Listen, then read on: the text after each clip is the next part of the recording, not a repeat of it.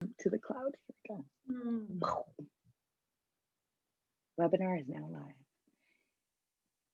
Hey guys, thanks for joining us. We're so excited you're here. Ken and James are going to get started in just a second as we wait for people to come in. I know that we are all excited to hear what travel and tourism looks like in 2021.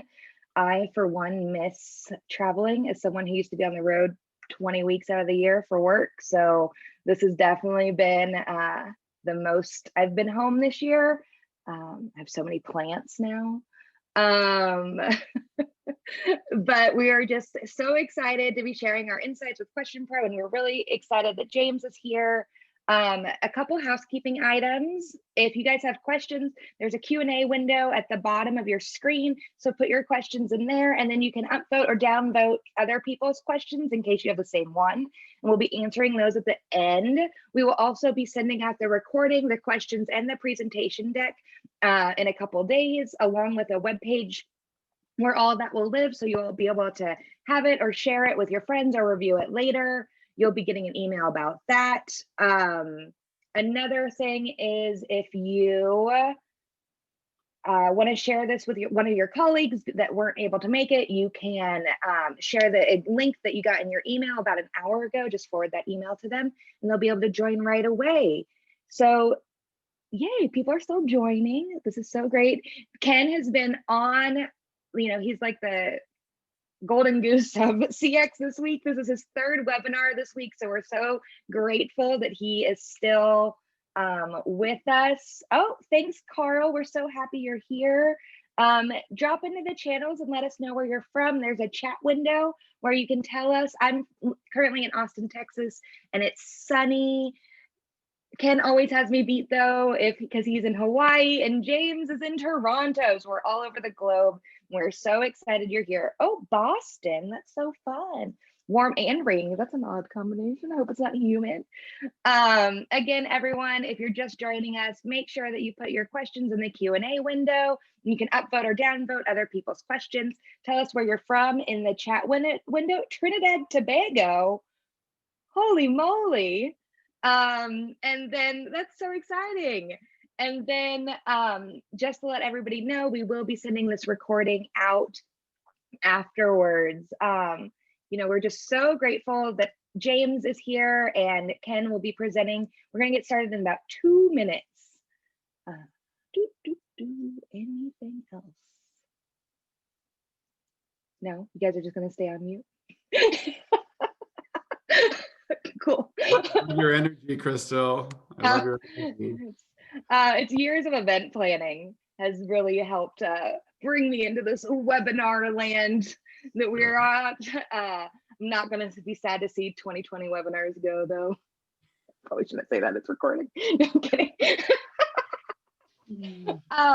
Cool. So, if you're just joining us, make sure you put your questions in the Q&A window. They're just at the bottom of your screen. Let us know where you're from in the chat window, and we will be sending this recording out afterwards. I'm going to drop a couple things on social media. And so if you guys want to give us shout outs, we would love that. You can always tag Ken. And then James is also on LinkedIn with Rove Marketing. There it is. Had to think about it. So you can make sure to tag us so that we can all get those likes, shares, and comments. And, I'm ready to get started when you guys are. All right. Well, thank you, Crystal. Yeah. Well, first, if you haven't attended one of my 3 webinars already this week, I'm Ken Peterson from QuestionPro. I lead our customer experience team here at and with many years of experience in CX and along with employee experience, patient experience, I run the whole experience gamut here. I'm happy to say I've had quite a bit of experience in travel and tourism space, from airlines, hotels, all the way down to local visitor bureaus, tourist attractions, and even one of my favorite is sports and sports entertainment. And it's an industry, it's fun and exciting to work with. And my guest today, James, is an expert in this space in terms of leveraging data to improve the visitor experience. And so I'll let James introduce himself and tell us a little bit about his experience, extensive efforts, travel, tourism, and his experience. Thanks, Ken, and thank you very much for inviting me to this this webinar. First of all, I'm James Sauter, as the slide shows. I'm a partner and co-founder of Rove Marketing. I'm a huge passionate of travel and tourism. I absolutely love it. I love the culture of the industry. Everyone's wonderful. I come to it from more the advertising and promotion side, where I've done a fair amount of campaign development and stuff like that. But more recently, kind of probably through the influence of my economics degree, I've kind of leaned into more the data and the visitor behavior analysis side of travel and tourism. And that kind of leads kind of the seeds of Rove Marketing. And just if you haven't heard of us before, just a little bit about Rove Marketing. We specialize in, obviously in tourism, but with a focus in data and technology. And when we talk about that, there's really two areas of the business where we help organizations become kind of more data-driven, more insight-driven. And that is one area where we help them, we help organizations with business intelligence implementations or platform implementations. So that's a full service suite where everything from developing a data strategy to doing a gap audit and a requirements assessment, to tech recommendations, and then finally the implementation of that technology and any ongoing support. So that's one big area of the business. And then the other area, and probably the area that we'll spend a little bit of time talking about today, is around the visitor experience measurement. And so for that, we have our Travelsat suite of products. And where we approach that is we look at, we've got different modules. One module where we look at rating and reviews across a destination. So for restaurants and hotels and attractions and parks, and we aggregate all those rating and reviews onto a dashboard so you can analyze it at scale using natural language processing, et cetera. We've also got a more traditional survey solution that we partner with QuestionPro on. Great partners. And then finally, we've got a resident sentiment product as well. So pretty comprehensive suite around measuring the visitor experience. And that's a little bit about Rove. Well, thank you, James. Well, today, this might be shocking to people, but we're going to talk about travel. So I'm personally no stranger to travel. I mean, from a professional sense, a personal sense, and also as a consultant to the industry. I'd have to say there's never been anything, in my view, normal about travel, even in the most stable times. There's always something. That can happen, good and bad, when it comes to travel, and you sort of learn to expect the unexpected. Not that everyone wants to hear that necessarily when you're heading out on your long vacation. Certainly COVID-19 and 2020 stand out as disruptors. There's stories of people locally that have arrived here in Hawaii and sit for 14 days as a quarantine. Others that thought they had gone through all the proper protocols and being shipped home because they took the wrong test for COVID-19. So there's certainly a lot that a lot can go wrong. Also, a lot can go right. I mean, I remember it was strange times when I recall flying to my new home on April 24th of this year. What a year to pick to move. There were 100,000 passengers that flew in the U.S. on that date, which versus a normal of 2.5 million in a given day. And my flight from Denver to Honolulu had exactly 11 passengers. I usually don't count them, but I made an exception in this case. By the end of last week, we were back up to about 600,000 daily passengers, but still 1/3 of what we had a year ago. I mean, as you can see, the quote from Scott Kirby here in United, it's going to take until perhaps 2024 for travel to really recover, airlines to recover. But I mean, certainly airlines don't represent all of travel, and unless you're in Hawaii like I am, you have to fly here. But it seems to be a great time for leisure travel if you're allowed to do so. And I might contend business travel might be permanently changed, but it really opens it up for the leisure travel. And what are your thoughts on when things will return to normal, or even what the adjusted expectations of normal? Yeah, Ken, I love talking about this because, I think things have permanently changed. I mean, you kind of alluded to it just now as well. But I think we've crossed a Rubicon that we're not going to go back. I think behaviors have changed, expectations have changed, processes have changed all around travel. And so, I started. It's really weird.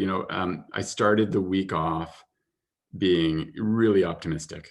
Pfizer announced the news of the vaccine, and there was really good news coming out of that. The news of Biden speaking to the Canadian Prime Minister Trudeau and talking about a more North America aligned COVID strategy that could accelerate the opening of the border. But then, this morning, news of, the transition being blocked, and all of a sudden, the clouds come over and we're, looking at maybe a standstill on any progress until, January 20th or something like that, so it's like the wind shifting, right? Those palm trees in the background there. It's really, depending on the week, there's optimism, and then it gets tricky again. I think, like you just mentioned, I think we're looking at 2024, optimistically maybe 2023 before expenditures and travel get back to pre-COVID levels. I, like you, also see that permanent shift in business travel. I used to travel, get on a plane for 2 hours and have a 1 hour meeting with a client.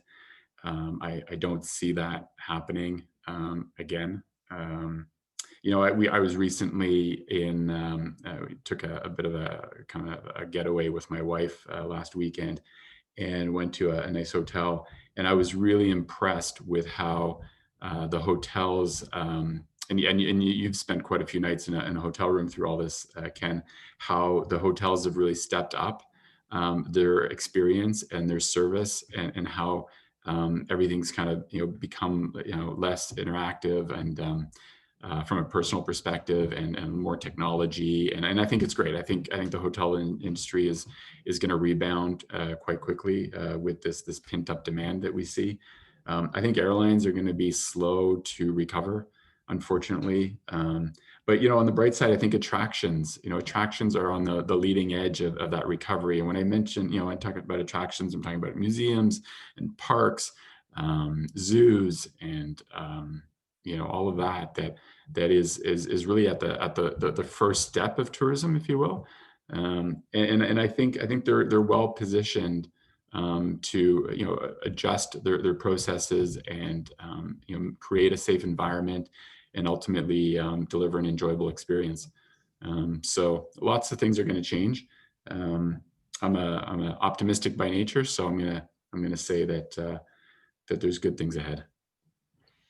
Yeah, and I mean, all these changes, I mean, they're going to influence, where we travel, how we travel, and what we expect from travel. I mean, long term, if you look at an attraction, for example, that follows these protocols, you're going to feel better about visiting than one that doesn't. I mean, we feel that way even prior to this about a restaurant that's clean versus a restaurant that's dirty. It just certainly amplifies it. And I'm probably one of the few during this whole pandemic. I've had to travel a lot.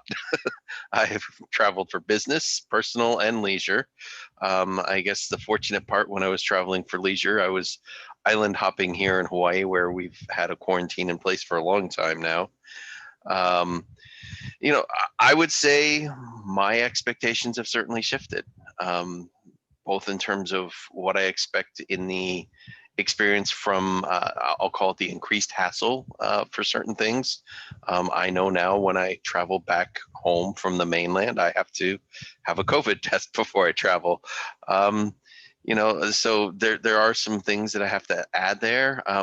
But on the other hand, there are things that we expect, now I actually hear the airlines are cleaner than they've ever been, which is a positive thing when you're cooped up with 230 of your favorite friends for 2 to 7 hours at a time. But and you mentioned hotels before. I mean, fewer services in some cases. They've gotten rid of some of the high-end services, but certainly they're cleaner. Cleanliness is paramount. And, you know, you and I talk about attractions a lot, and we expect an entirely different experience in what ways do you see visitor and travel expectations from an emotional level continuing to change, and which changes should we expect to see sticking around long term? Yeah, you know, it's interesting. You know, we do a lot of work in the state of New York, and specifically with the museums around New York State, and we've been collecting data for them around the visitor experience, understanding what are the you know, what impacts are the COVID measures having on their experience, on being able to deliver a good experience. And these are I'll kind of share some insights that we have out of that data that, you know, obviously, you know, relate to the state of New York, but also can be really good learning for others that are trying to, you know, recover from COVID and are in tourism. The first is what we see is that first-time visitors are harder to satisfy. So one of the data points that we collect is this the first time that you're at this attraction, you know, or are you kind of a recurring visitor, or maybe even a member? And what we see is the first time visitors are really, you know, they're scoring their satisfaction levels much lower. And it's a critical segment. Yeah, it's surprising because it's such a critical segment as COVID is hitting, and you know, we're you know, everyone's kind of becoming more local. There's a big trend around local, which is totally justified. It's exposing a new, or introducing really a new segment, call it a new majority, with all these attractions that would normally maybe cater to, you know, a drive market or an international market. But now they're really catering to a local market. And if you're a first-time visitor and you're local, this is a great business opportunity, right? This is a new segment, and now all of a sudden you're really, you know, faced with a great opportunity to activate your local audience and the local market, which could become a very lucrative segment moving forward, you know, post-COVID. And what we're seeing is that, you know, they're just harder to satisfy, which is kind of interesting to note. So, you know, as you're, you know, planning your own approaches around your business, to be aware that that's happening. The second one is that what we're seeing is that the NPS, which is the Net Promoter Score, and if anyone's not familiar with the Net Promoter Score, just kind of raise your hand in the chat group, and we'll cover it off after the presentation. But what we're seeing is the NPS, the Net Promoter Score, is declining over time. And it's not hugely declining, but it is declining. And this is a decline over several months. So we haven't actually seen it come back up. And that tells us that visitor expectations are becoming harder to meet, right? They're starting to, you know, as we live with COVID and we become more, you know, accustomed to the guidelines and the safety measures, you know, distancing, hand sanitizers, you know, masks, etc. There is a higher expectation that attractions get it right. So when we started this process back in April or May, maybe even June for some, you know, everything was new, and there was probably a little bit more leniency around accepting the, you know, how challenging everything was.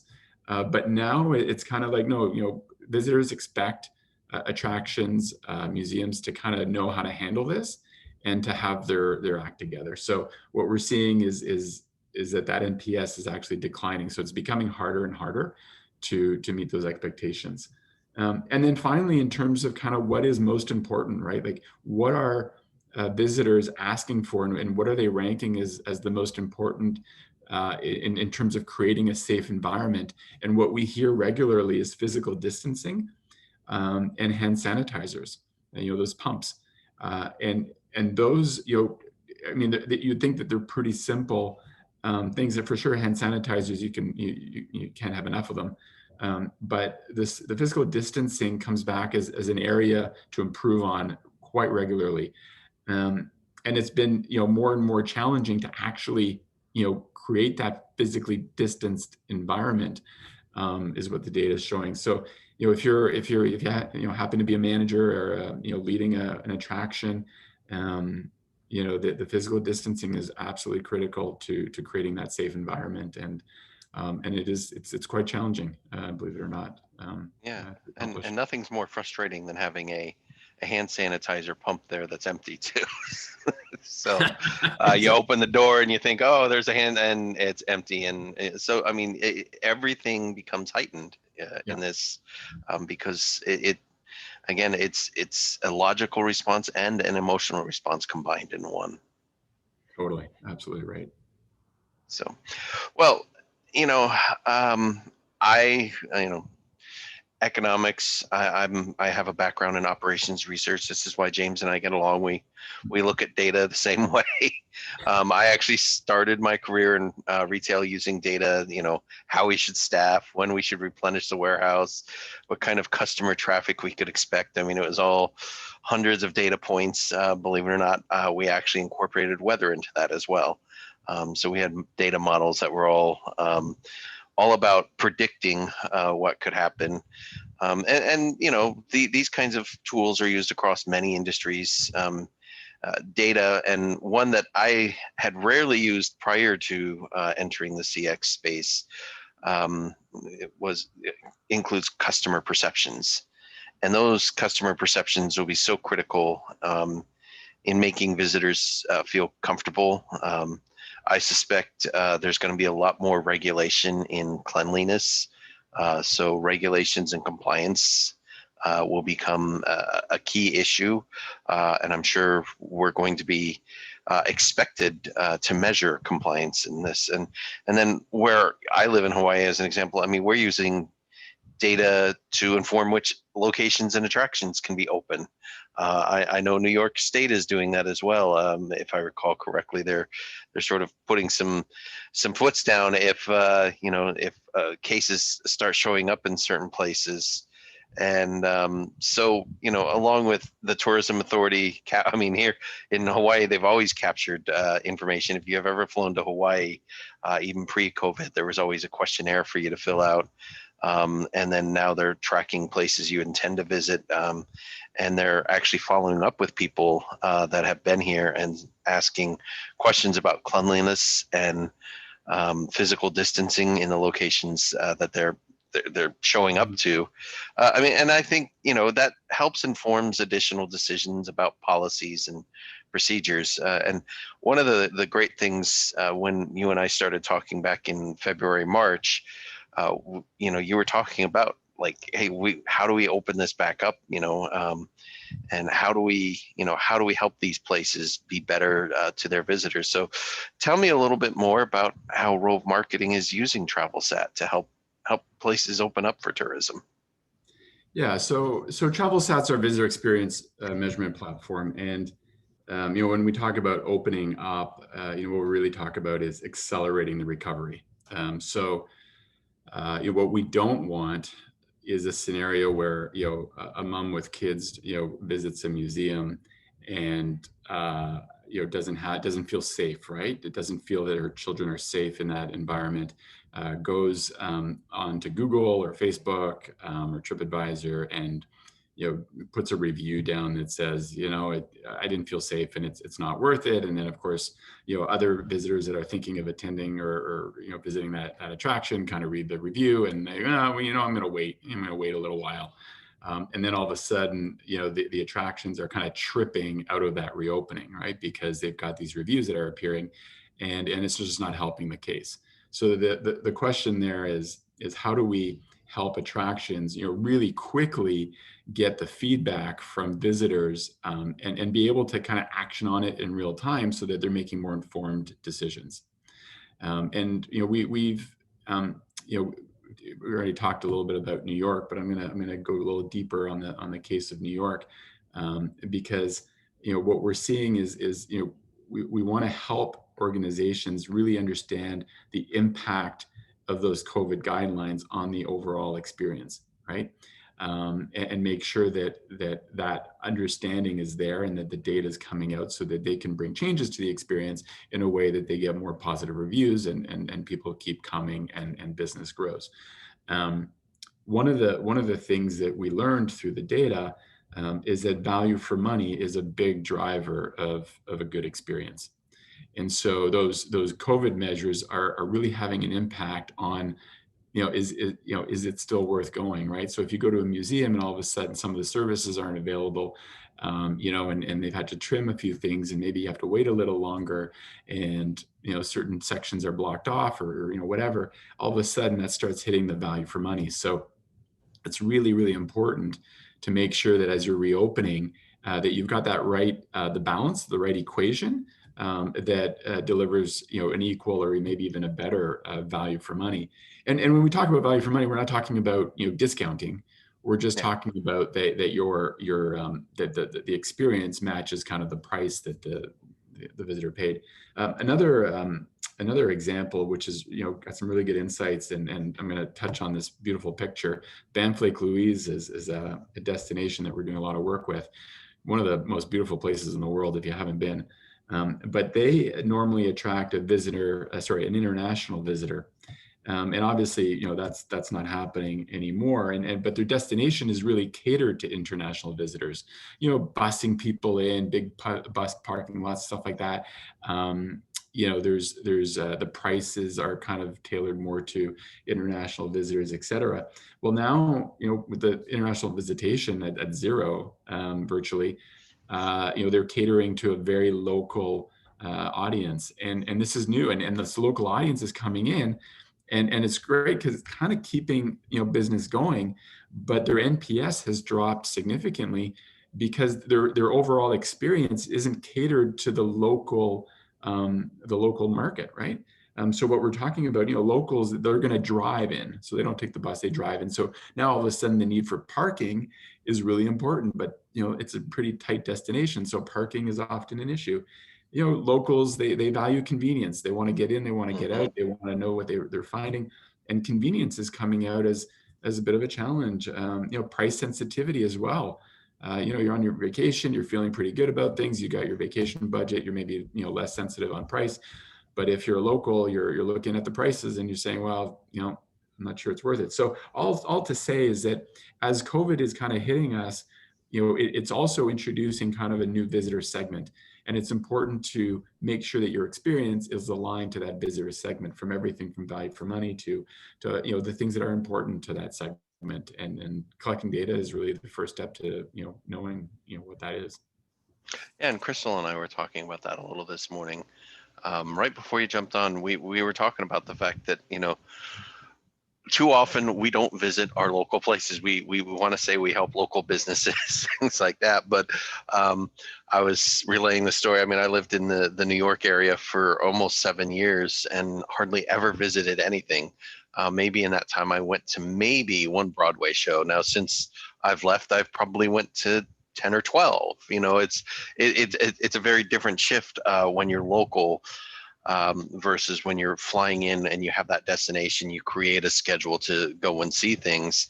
But now people are now making that schedule and saying, this is a place I'm going to go to. And so you said a few things, being able to get in and out, convenience, driving, things like that. And then on the flip side, I live in a place that is used to seeing 30,000 visitors a day. I think we're up to about 6,000 a day at this point.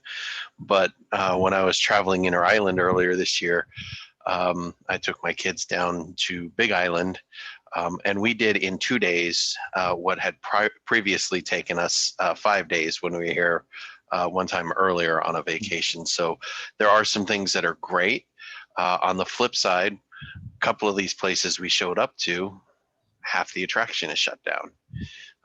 You can't do this part of the tour. You can't, some of the things that we wanted to do, just were shut off. And so, it is, you're right. It's very important to know what your visitor, how your visitor has changed, especially since there's, like you said, zero international travel. Well, and Ken, if I can just build on that, because I would say that, if the local visitor is far more demanding, than the international visitor, is what we see across the data. But if you can raise the bar, right? Yeah. If you can face the challenge and relish in it, and say, listen, if we can become the destination of choice for locals, that's a lot harder to do. But if you can, then you are overall improving your overall destination for the international visitor as well. And you're if you can please that ever more demanding visitor, then you're just becoming stronger through COVID. And then that's the silver lining, right? How do we become stronger through this? Right. Yeah, and if you can improve that for the local audience, for your local visitor, you'll always have that sustained sustained traffic. So I mean, I know Hawaii is an always on kind of destination. It doesn't matter what time of year, it's peak season. But when you think of some of the other local attractions that you might have, I mean, we talk about New York State a little bit. They're going to have their ups and downs, and New York City is probably always going to be a little more busy. But if you think of all the things that are outside New York City, and trust me, there's a lot. If you if you haven't been, there's a lot, and they're worth seeing. But some of those have very seasonal influences. During the summer, everyone's there. In the winter, it slows down, and if you can really make it attractive, make it a value, make it valuable for the local visitor, you're always going to have a constant stream of visitors coming in. Yeah, such a good way to look at it. Totally agree. Well, I know. I hope you're starting to submit questions to us at this point. And while you're submitting those, I want to take a moment and sort of ask, more on a personal level, if there's one outcome, what makes from all this, what makes it worth it? I mean, for me, my travel has slowed a lot, but still, believe it or not, in the last 6 months, I've managed to fly 45,000 miles and had 40 hotel nights. I mean, it's still, this is how frequent travelers measure our travels. You know that, James. We measure it in miles and hotel stays. And I mean, for me, I think the one thing that really stands out, I mean, it just seems like a little thing, but it's so huge because it's a reminder. I know every time you go into the hotel, when you check in, at least the ones I've been going to, they're handing you the TV remote control in a plastic bag. Yeah, totally. Because it's been, they want to make sure that's clean. It's always been documented like that. That's the dirtiest thing in a hotel room. And it makes me feel a lot more comfortable, that's for sure. And so what's the one thing for you that you see as a long-term benefit from your personal side? Yeah. This is a little bit of like, how do you make lemonade out of lemons, right? And we're living COVID, but what is the positive, and what are we gonna come out of this stronger with? I mentioned earlier about the business flights and those 1-hour meetings and flying for them and stuff like that, and I think that's gonna go away, and for better or for worse, it's probably a part of travel that didn't need to happen, really. And then I think the benefit there is going to be the environment. When you think of the environmental footprint that travel creates, some of that business travel is maybe not that necessary anymore. We've become much more adaptive to new technologies, right? Especially technologies that help us communicate. And I think that's a good thing. That's a great thing. Because if you don't have to jump on a flight to have a 1-hour meeting, and you can just jump on Zoom and you have an equally productive meeting, it's more efficient, you get more done, the footprint on the environment, et cetera. Those are all really good things to talk about. I also think, I think we've become, at least I hope we've become kind of more aware and more respectful as individuals. I, for one, have kind of, discovered the importance of mental health.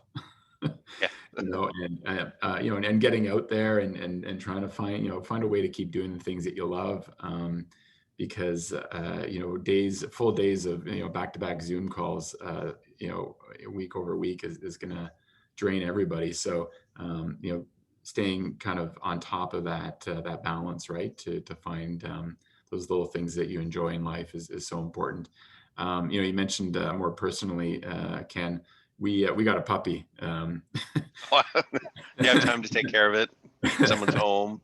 Yeah, well, it was like we got a puppy in August. Sorry, not August, April. And a bit of a COVID dog. I think there's a lot of people getting dogs through COVID.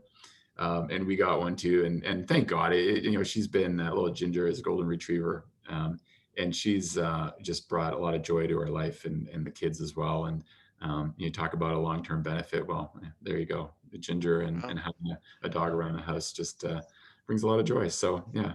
They say petting a dog is good for your heart. So I have 2 of them. So oh, there you go. my heart health is great. No, I had a question come in. I haven't traveled outside of locally since last January. I'm personally reluctant to book a flight due to COVID-related concerns. How do you think airlines and resort hotels can effectively reduce such visitor concerns? Well, that's a good question. I, for one, have been impressed with the airlines. And James, I don't know if you've flown at all since then, but I've actually been impressed with some of the measures they're taking. Again, it's the upside, the downside.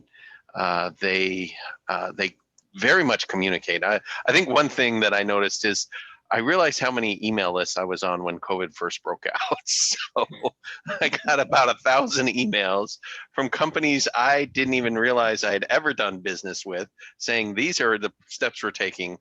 So I think number one, airlines have done a better job of communicating what's going on. Yeah. Oh yeah. And that's, it's improved over the years, even at the gate. But when you have a delay, they're just like, the flight's delayed, we're not giving you information. And I think every one of my flight delays in the past 6 months, they've clearly communicated that, hey, we're taking the time to make sure it's clean.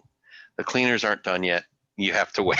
And I'm like, okay, maybe they're lying to us, but it makes me feel better. But those little things, I think they've really done a good job of making the airplane clean when you get on there. I can see the spray on the seats, the alcohol spray that they've sprayed everywhere. And then they're handing you the little wipes to wipe everything down. So I've been really impressed. And I read an article that said, airlines probably one of the best place, the airplane anyway, not necessarily the airport, which, airlines don't have as much control over that. But I think that communication is key for that. Yeah, Carl, you and I are in the same position. I haven't actually traveled through COVID on an airplane, that is. But I'm anxious to kind of get back in, and Ken, I agree. I think that right now they're very safe environments because the measures are pretty tight. The question will be, can they apply the same measures at scale? Where they're the business is economical, right? That they can actually operate and make a profit and be a sustaining business, given the new measures, and that's going to be very challenging. It's definitely going to be challenging because when you go back to some of the data that we're getting with the attractions, distancing is number one. Social distancing, right? That's what makes people feel comfortable, the most comfortable. So that's a really big challenge for airlines to figure out how to do that. So right now, while things are inching towards reopening, I think you're right. It's a great time, and I wouldn't have too many concerns. The other thing that I've heard is that they're pushing a lot. I mean, I get a lot of emails from the airlines saying, oh, take this beach vacation and stuff like that. But a lot of those are actually being canceled, and I would be really concerned that if the airlines are selling packages that they feel might be canceled in the future, that becomes a communication issue and a trust issue, right? So there's been some coverage of that where flights are still being canceled, and people are buying them, and then of course the refund is very difficult to get. So a bit of a PR issue that they might have to wrestle with. But I think it is a safe time to fly. I would agree. And yeah. Sorry, go ahead. I think the other part is, I mean, you just don't know what the next thing is. I mean, if someone is booking travel to Hawaii for December, for example, we don't know what the rules are going to be at that point. I mean, right now they can change day to day, it feels, in Hawaii. So, one day this happened earlier this year. They started to open things up and we were traveling inter-island, and then in August, they shut everything back down because it wasn't a huge surge in cases, but they wanted time to reassess things. And so it happens. We have a bay up by us that they've had closed the entire time. You were talking about the environment before. It was seeing 1,500 visitors a day, and they closed it down. They said, "Whoa, look, it's all the sea life is recovering, so we're just going to keep it closed now." So you can't make a plan for there now. I mean, it's so there's some things that are permanently changed. Well, that leads us to another question that just got dropped in. Hey guys, I'm back. How do you see post-vaccine airline travel changing? Will travelers have to produce health cards to confirm that they've been vaccinated? Somebody actually brought up the yellow cards that people used to carry to show to other countries back in the 80s and 70s. I don't know what that was, but I'm told they existed. Oh, the youngins. How do you see that traveling, and how do you see that affecting the traveling experience? Yeah, I mean, I don't, I'm not the expert on those tactics, those mechanisms, if you will, and whether it's a card or a passport or a bio passport or, or how the governments are going to choose to do it. I think it's going to come down to confidence, consumer confidence. And that's what we're hearing more and more. And even though that, some of those measures might be kind of government checkpoints, but those checkpoints add to consumer confidence, right? So it's all about what is required to, get that consumer confidence back where it needs to be to get travel back. And if it's, health checks and temperature checks, and contact tracing and stuff like that. I know we did collect some data on whether or not people would be comfortable leaving their personal information in case there was an outbreak, and we could, reach out to them. There's not a lot of comfort with that, but there are now, there's new technology around apps that you can download an app and without kind of knowing, names and all that stuff. It's all very anonymous and it's down to the device ID. You can know whether or not you've been exposed to somebody that's been infected. And that kind of technology is again, just another step towards creating kind of that consumer confidence that's required to really bring back tourism. And I think on the other side, I mean, we have, every country has their own security measures, but certainly within the US, we have the TSA. And I suspect that there'll be some sort of encoding, like, we have pre-check, which is, hey, you've, gotten your background check, you can show your ID and just quickly walk through and not have to, unpack your entire luggage set right there on the rack. And so I suspect that there'll be some integration with that, hey, you can, bring your certification of vaccination and say, okay, well, I'm cleared. And so I suspect there'll be some of that. Well, Ken, it's interesting because, early days, and you would have experienced this, you were asked a question, right? And still to this day, it's like, have you traveled internationally? Do you have a fever? Are you, showing symptoms, blah, blah, blah, all that kind of stuff. That doesn't necessarily restore confidence because anybody can just reminds say, people. No, yes, no, yes. Yeah, it reminds people. I mean, it's a good measure, but it's not a measure that actually touches consumer confidence because that individual could easily just answer the questions, anyway, just to get on the plane and get going and do what they want. So whatever measure that they bring forward, I think for it to be effective, it needs to touch to that consumer confidence. So if it's a bio passport that's connected to your passport, that's really hard to, you can't really alter it. Yeah, you can't alter, you can't make it up. It's pretty bulletproof. Then we're talking, that's a meaningful change that brings that consumer confidence way up.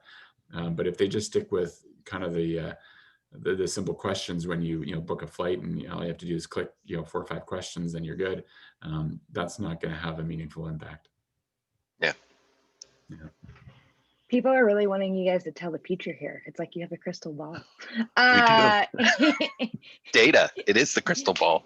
Yeah. Any ideas when meetings or small conferences will return to the US of A? I suspect they'll all be in Hawaii, where you can get your pre-COVID test before you get on the plane, and everyone's clear when you get here. Actually, yeah, I mean, I've read a lot back and forth on this. Yeah, I mean, you mentioned something, James, about having that 1 hour meeting. Yeah, you're right. I hope that's gone forever.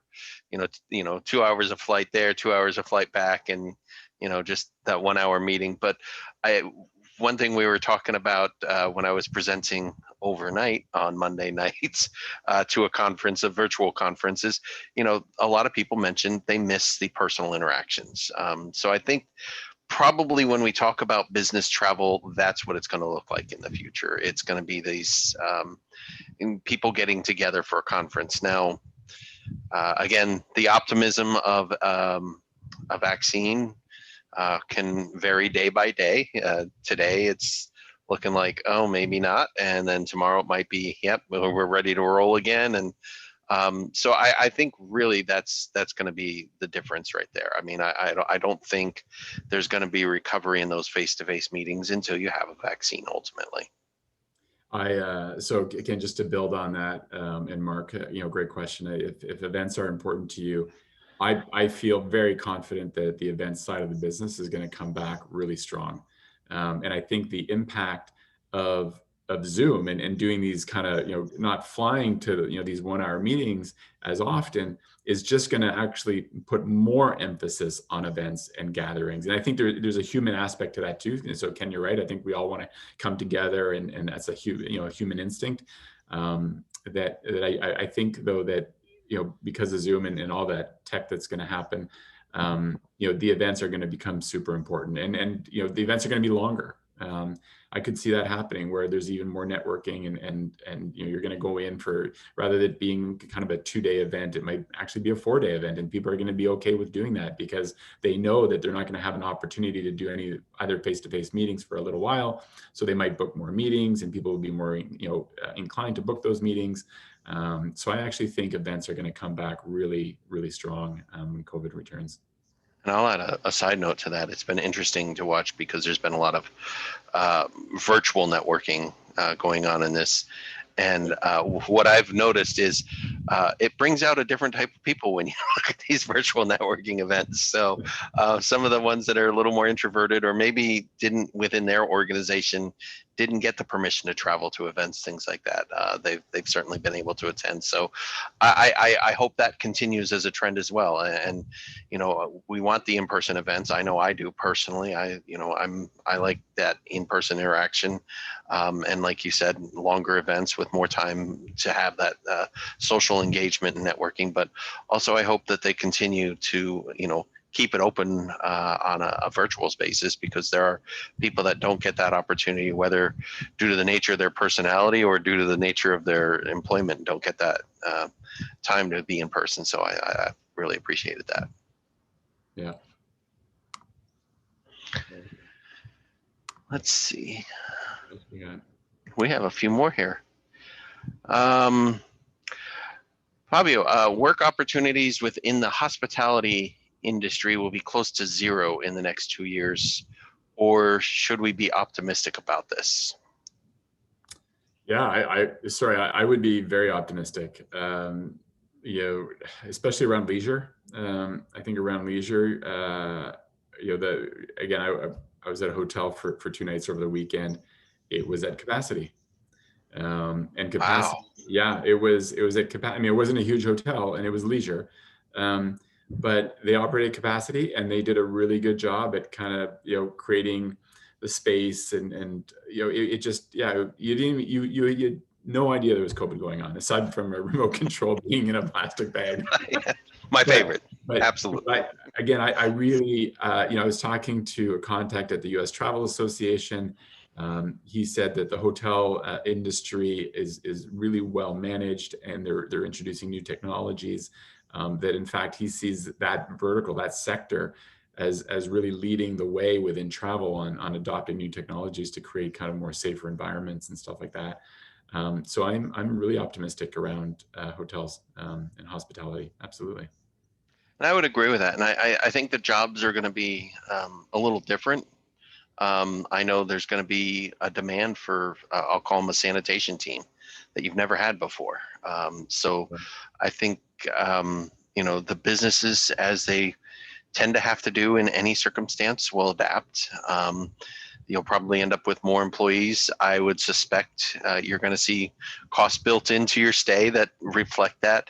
At the same time, you're going to know that you're going to have a good, safe, clean experience. And so I would agree. It certainly was looking like zero for 6 months, but I would say over the next 6 months, I would expect it to accelerate. I mean, certainly true here in Hawaii as well, locally and globally. Yeah, Ken, have you seen any, just kind of looking at Mark's question, have you seen any, you've spent quite a few nights in hotels through COVID. Have you seen any new technology implemented yet, or any beta tests? Yeah, that's a good question that came in from Mark about, anything that's a game changer. No, I haven't. I think that the revolutionary thing that I've seen is a plastic bag with a remote control. I've seen I've seen electrostatic sprayers, which existed before, that are just being used. So I think I think the great part is they're using existing technology to make it better. I'm sure someone will come along with something that will be revolutionary. For me, it's always the little things. I mean, most people talked about, when you wear gloves, how you're not, you're really not stopping any infection. You're just spreading it around with your gloves instead. And there's things like that. And one of the things that always stood out whenever you're in a retail place is you start punching keys on that credit card point of sale. Every finger in the world has touched that. So I would expect to see some sort of new technology there that maybe now you don't feel like you're touching, 100,000 other fingers while you're putting in your credit card information. I mean, contactless technology is in place.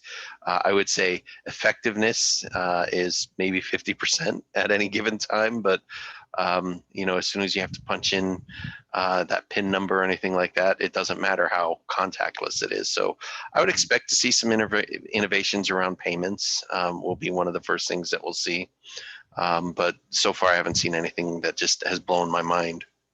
Yeah, one thing that I saw, and again, it's maybe not technology, but maybe definitely innovation with a human touch, is just a card, that is, it's kind of a bit of a check card, but not, so this room was cleaned by, Linda, and here's everything that was done in the room to prepare it for you. Right. Yeah. So it's kind of a form, but it's a card. And it's also, in this case, this hotel used it as an opportunity to have that human touch. Right. So it's not a number of an employee, it's Linda, and if there's any questions, please call if you have any concerns, we'd love to hear it. So they're reassuring at the same time that this room, all of these things were done to your room. And it was done by this individual. And if you have any concerns, please let us know. And you know what I mean? So it's really, it's a very reassuring note, because there's a bit of a checklist there that they have to follow, that this hotel obviously takes it seriously, and again makes you feel reassured. And then it's a nice customer feedback card as well. Tell us if there's anything that we haven't met your expectations on. So just a nice simple touch, right? It's and you even remember her name. Yeah, I know. I know. It's just a way of turning lemons into lemonade, right? Yep. Not hard to do either. There's no technology there. It's just printing out some cards. And we got a question from Claire following up on Fabio's question. What does international travel look like, short-term and long-term, especially for organizations that depend on distributing people abroad in order to function well? I mean, first look at the cruise lines. They're still, they can't even function going from port to port and back. But I would say, Vaccine is probably, again, one of those critical things there. I mean, you see UK shutting down again. Europe has pretty much been off limits. It hasn't even been a consideration set for travel. You can't travel to Australia or New Zealand. And even going across the border from US into Canada, you have to have special permission. You still have to quarantine for 14 days. I mean, I don't watch a lot of TV. My favorite show, probably the only one I watch regularly, is The Curse of Oak Island. And they had their sort of intro last week. And for those that don't know, the guys go from Michigan into Canada to treasure hunt. And they had to delay production for 14 days because they had to quarantine and they had to get special permission. So I think until that eases up, I think international travel is, pretty much zero, from my opinion. Yeah, and I think, yeah, I agreed, totally. But I was trying to figure out how is this going to go from zero to not zero, I kind of think, and maybe this will be inspired with the World Health Organization. They might get involved, but those countries that behave well, right, will be granted access to other countries that behave well. And so we see that. I mean, Canadians were on the Europe's list that we were allowed to fly in, and same. So we can fly into Costa Rica, no problem. We can, but now our cases are going up, like the U.S., and now we're off the list. So now we're not allowed to go to Europe without quarantining. And I think that those types of permissions by country are going to be kind of the early stage of reopening international travel. And if a country is has very low cases and has good measures, then they will be granted, yeah, please, you're welcome, you can come, and there's no quarantining, etc. So I don't know. I mean, I don't know. And subject to change at a moment's notice as well, right? Because if you're booking something 14 days out, in 7 days they could come back and say, sorry, you can no longer come back here. And I think airlines have been good about the flexibility on those things. They don't give you refunds, but at least, hey, they're not going to penalize you for it. So I think Carl had a good suggestion. We were talking about attractions and social distancing. He said the electric fences that keep dogs within their yard might be a good technology for that. I really appreciate that, Carl. That's a good idea. So Ray had a question. How we conduct a visitor survey for a rural tourism destination, which may have many separate different attractions spot in one shot survey form. And I think I have an expert on the line that can talk about that, since you're doing that for a lot of local and rural. And I mean, you saw the picture there, Banff, Lake Louise. So I'll let you take that. Gosh, that's a great question, because that's very similar to, New York. The state of New York is very much a drive destination. And so what we've had to do, working with Ken and his team in QuestionPro, is designed a solution to help all the smaller attractions, the more local attractions, access the platform so that they can also collect information on their visitor experience and and how COVID's kind of impacting the experience and stuff like that. So we've created this program. It's very turnkey, very economical, and the idea there is just to try and reach as many museums, attractions, large and tiny, with an ability to collect that data, so that we're accelerating out of this pandemic, right, and rebuilding our businesses. So great. If there is any interest in further discussions, do reach out. Would be happy to have a conversation about that. Yeah, and I think Mark also posted a comment up here. It's a gamble to book a venue for in-person, conferences 6 months out. Just what we were talking about. You never know what tomorrow's going to bring. But we talked about time entry already. As he says, he's already planning on limiting ticket sales to have safe venues, more local audiences, local events, and I think that's probably going to be the wave of the future. You're not going to see. I remember visiting once the Seattle Space Needle, and just shoulder to shoulder waiting in line to get up the elevator. And I think we're going to see a lot more timed entry, spaced events, that kind of thing, long term, which will reduce crowds, but it will also reduce participation, number of people going in on a given day. Yeah, I mean, timed entry is actually creating a better experience. If you can plan it and you're showing up, there's the lines are managed better, especially for a tower, and we do a lot of work with towers around the world. They always struggle with waiting in line for the elevator and go up the Space Needle, for example. With time ticketing, being more adopted and more accepted and actually appreciated now, it kind of helps them manage those long wait lines at the elevator. So kind of silver lining.